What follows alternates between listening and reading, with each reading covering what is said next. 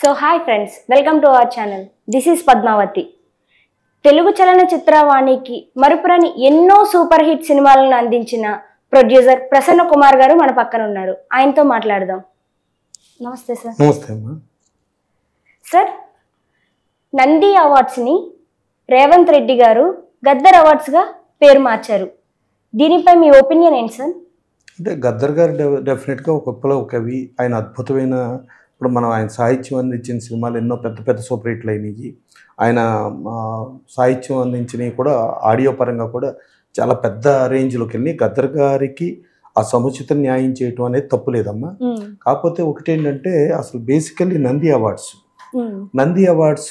నంది నమూనా ఏదైతే ఉందో అది లేపాక్షి నంది ఉంది, అలాగే యాగంటిలో నంది ఉంది, అలాగే ఉత్తరాంధ్రలో నంది ఉంది. అది ఉన్నా కూడా కాకతీయ సామ్రాజ్యానికి సంబంధించిన రామప్ప దేవాలయానికి సంబంధించిన నంది నమూనా నుంచి ఆ నంది వచ్చింది. ఆ నంది అవార్డ్స్కి ఆ ప్రాముఖ్యత అట్లా వచ్చింది. సరే, రేవంత్ రెడ్డి గారు అప్పుడు మేమందరం ఇండస్ట్రీ తరఫున కలిసినప్పుడు గద్దర్ అవార్డ్స్ చేస్తా అంటే నేను అన్నాను, సార్ కాకతీయ గద్దర్ అవార్డ్స్ అనేది పెడితే బాగుంటుంది సార్ అని చెప్పి అన్నా. అంటే మళ్ళీ దానికి ఏదో ఎవరో ఒకళ్ళు ఏదో ఒకటి అంటారండి అని చెప్పి అనేది ఆయన ఎక్స్ప్రెస్ చేయటం జరిగింది. సో గద్దర్ గారి పేరు పెడతాం అనేది డెఫినెట్గా అది సముచిత న్యాయం, సముచిత ధర్మం.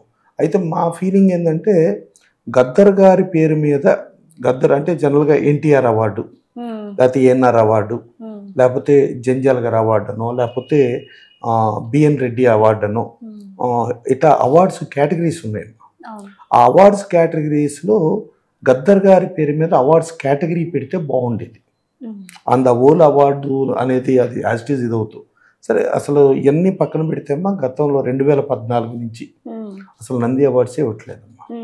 సో తెలంగాణ అప్పుడు ఏర్పడిన టీఆర్ఎస్ గవర్నమెంట్ తెలంగాణ సింహ అవార్డ్స్ అని పెట్టి సింహ అవార్డ్స్ ప్రకారం కాల్ఫర్ కూడా చేశారు, అప్లికేషన్లు కూడా వచ్చినాయి, ఆ డీడీలు కూడా కట్టించుకున్నారు.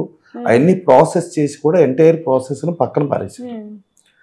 2014లో ఆంధ్రప్రదేశ్కి చంద్రబాబు నాయుడు గారు వచ్చిన తర్వాత అంతకుముందు ఇవ్వని అవార్డులు కూడా ఆయన పెట్టి 2016 అంటే దాదాపు 2011 నుంచి 16 వరకు, అంటే 14 బిఫోర్ ఆయన లేకపోయినా కూడా 5 సంవత్సరాలకి అవార్డ్స్ కమిటీలను వేసి చైర్మన్లు వెళ్ళేసి, చైర్మన్లో కూడా జయసుధ గారు అంతకుముందు కాంగ్రెస్లో ఉండేవారమ్మా, ఆమెను కూడా చైర్మన్కి ఒక కమిటీకి వేశారు. అలాగే కోడి రామకృష్ణ గారిని ఒక కమిటీకి చైర్మన్కి వేశారు.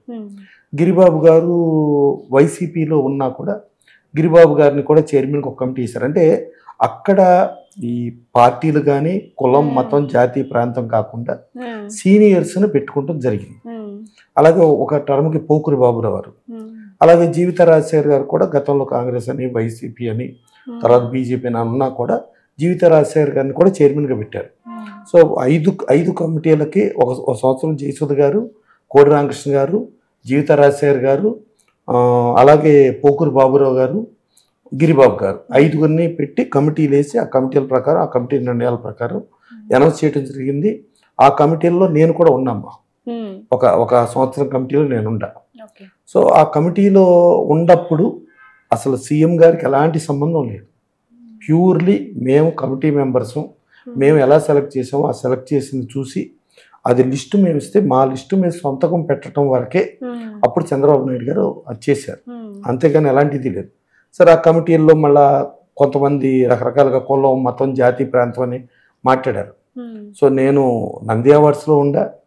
అలాగే నేషనల్ చేస్తే ఇండియన్ పనోరమా సినిమా బేస్డ్, అంటే ఇండియాలో ఉన్న నెంబర్ ఆఫ్ సినిమాలు ఒక 220 సినిమాలు వస్తే ఆ 220 సినిమాల్లో 60 సినిమాలు సెలెక్ట్ చేసి 60లో 20 ఫైనల్గా సెలెక్ట్ చేస్తే ఆ 20 ఇంటర్నేషనల్ ఫిల్మ్ ఫెస్టివల్ గోవాలో స్క్రీన్ చేస్తారు. దానికి నేను జ్యూరీకి వెళ్ళాను. సో నా స్థాయి నంది అవార్డ్స్ ఒక ఆంధ్రప్రదేశ్, అంటే ఆంధ్రప్రదేశ్ తెలంగాణ 2 డివైడ్ అయిపోయిన తర్వాత ఒక చిన్న ఆంధ్రప్రదేశ్ రేంజ్ కాకుండా ఒక నేషనల్ రేంజ్లో ఇండియన్ పనోరమాకే జ్యూరీకి వెళ్ళి ఉన్నాయి. అలాగే కర్ణాటక గవర్నమెంట్కి సంబంధించి కర్ణాటక చలనచిత్ర అకాడమీ అని వాళ్ళు ఇస్తారు, ఇంటర్నేషనల్ ఫిల్మ్ ఫెస్టివల్స్ లాగా పెట్టి అవార్డ్స్ ఇస్తారు. దాంట్లో 3 కేటగిరీలు ఉంటాయి. ఒక ఏషియన్ కేటగిరీ, ఒక ఇండియన్ కేటగిరీ అండ్ ఒక కన్నడ కేటగిరీ, 3 కేటగిరీస్ ఉంటాయి. దాంట్లో ఇండియన్ కేటగిరీకి నన్ను జ్యూరీ చైర్మన్గా తీసుకెళ్లారమ్మా. సో ఒక కర్ణాటక గవర్నమెంట్కి జనరల్గా అక్కడ గవర్నమెంట్ అక్కడ చేసేటప్పుడు వాళ్ళ లోకల్లోనే ఎక్కువ ప్రిఫర్ చేస్తారు. బయట వాళ్ళని ప్రిఫర్ చేయరు. ఆ బయట వాళ్ళని చేసిన దాంట్లో మ్యాక్సిమం 3-4 ఉన్నారనుకుంటే ఆ 3-4లో ఇండియా మొత్తంలో నేను ఒకడిని వెళ్ళా. అలాగే ఇండియన్ పనోరమాకి ఒక 12 మంది ఉంటారు. భారతదేశం అన్ని రాష్ట్రాలకు సంబంధించి 12 మందిలో నేను ఒకడిని వెళ్ళా.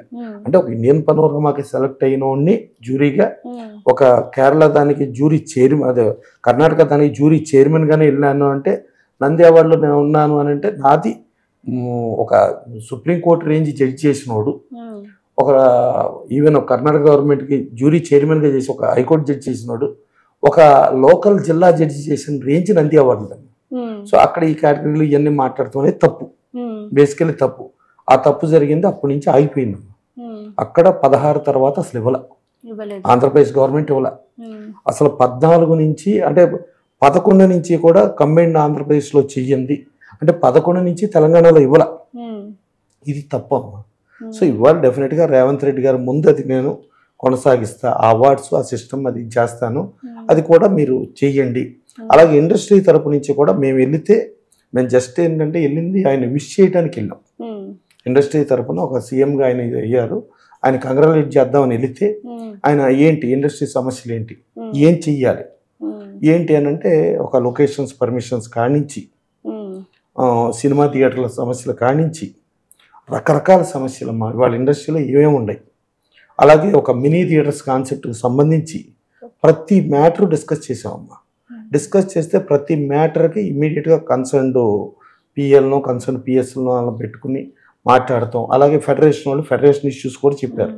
చెప్పి ఒక అందరికీ కామన్గా ఒక ల్యాండ్ లాంటిది చేసుకుని ఉండదాంట్లో అందరం కలిపి కాంప్లెక్స్ లాగా కట్టుకునే దానికి కూడా ఆయన ఏదో చేస్తానని కూడా చెప్పడం జరిగింది. సో ప్రాపర్గా రెస్పాండ్ అయ్యాడు ఆయన. 1-15 నిమిషాలు మేము జస్ట్ లేదో ఒక 5 నిమిషాలు 3 నిమిషాలు కంగ్రాచులేట్ చేసేస్తాం, ఫోటో దిగి పంపించేస్తారని అనుకున్నాం. కానీ ఆయన డీటెయిల్డ్గా బిట్ టు బిట్ ఆయన మా ప్రతిదీ కనుక్కుని ప్రతిదీ కన్సర్న్ పీపుల్తో ఇమ్మీడియట్ మాట్లాడి పైరసీకి సంబంధించిన మ్యాటర్ వచ్చింది. పైరసీకి సంబంధించిన మ్యాటర్ వస్తే ఇమ్మీడియట్ వాళ్ళతో గవర్నమెంట్తో మాట్లాడి మర్నాడు ఛాంబర్ ప్రెసిడెంట్ పర్సనల్గా ఆయన కలిసి దాన్ని ఫాలోఅప్ చేయమని చెప్పారు. తర్వాత పైరసీ పలానా కొన్ని చోట్ల కొన్ని వెబ్సైట్స్లో కొన్ని వస్తున్నాయి అంటే దాని మీద ఇమీడియట్ ఇన్వెస్టిగేట్ చేసి దాన్ని ఏం చేయాలి, ఎలా చేయాలి అంటే అంతలా ఒక 1-15 నిమిషాలు ఒక సీఎం స్పేర్ చేసి అన్ని డీటెయిల్డ్గా అడిగి దానికి ఇమ్మీడియట్గా ఇచ్చేసి మళ్ళీ ఆయన ఏమన్నా అంటే మీరు ఒక కమిటీగా ఫామ్ అవ్వండి, మీరందరూ ఒక యునైటెడ్గా ఇదవ్వండి. యునైటెడ్గా అయితే మీకు కన్సర్న్ పీపుల్కి ఎవరెవరు అప్పుడు కొన్ని పోలీస్తో పని ఉంటుంది, పోలీస్ని, కొన్ని ఆర్చివ్స్ వాళ్ళతో ఉంటుంది వాళ్ళని, కొన్ని ఫారెస్ట్ వాళ్ళు ఉంటారు వాళ్ళని, అందరినీ కలిపి గవర్నమెంట్ సైడ్గా నాలెడ్జ్ ఉన్న పీపుల్లో కమిటీ వేస్తారు. మీరు ఇండస్ట్రీ నుంచి కూడా కమిటీ వేసుకుని మీది ఏది కావాలో ఇన్స్టెంట్గా చేసేద్దాం అని చెప్పి చాలా క్రిస్టల్ క్లియర్గా మాట్లాడాడు. క్రిస్టల్ క్లియర్గా ఆయన చేశారు. డెఫినెట్గా ఆ విషయంలో ఈ మధ్యకాలంలో సీఎంలో చూసుకుంటే రేవంత్ రెడ్డి గారు చాలా అద్భుతంగా ఇండస్ట్రీకి స్పందించడం జరిగింది. ఇక గద్దర్ది చెప్తే ఇప్పుడు ఆయన బయట కూడా గద్దర్ ముందు అవార్డ్స్ ఇవ్వటం అనేది ఇంపార్టెంట్. ఇప్పుడు అవార్డ్స్ ఎందుకు ఇస్తారు అని అంటే కొన్ని కమర్షియల్గా సినిమాలు ఆడొచ్చు ఆడకపోవచ్చు, కానీ వాళ్ళ సొసైటీలో ఉన్న పీపుల్ని ఇన్స్పైర్ చేసేటట్టు ఇవాళ ఏంటంటే కొంతమంది పీపుల్ వాళ్ళు ఏదో చదివేసుకున్నారు, వాళ్ళు సాఫ్ట్వేర్లు, వాళ్ళు లక్షల కోట్లు సంపాదించుకుని వాళ్ళు వాళ్ళ కుటుంబం కాకుండా సొసైటీకి ఏమి ఉపయోగపడతారు, సొసైటీకి అంటే వాళ్ళు ఇక్కడ గాలి, ఇక్కడ నీరు, ఇక్కడ నేల ఇవన్నీ నుంచి వచ్చి దీన్ని మర్చిపోయి వాళ్ళు వాళ్ళ కుటుంబం కాకుండా ఈ సొసైటీ, ఈ దేశం, ఈ రాష్ట్రం ఇదంతా మనది, దీనికి ఏదో చెయ్యాలనే ఒక తపన క్రియేట్ చేయాలంటే అది ఒక సినిమాగా చేయగలుగుతారు.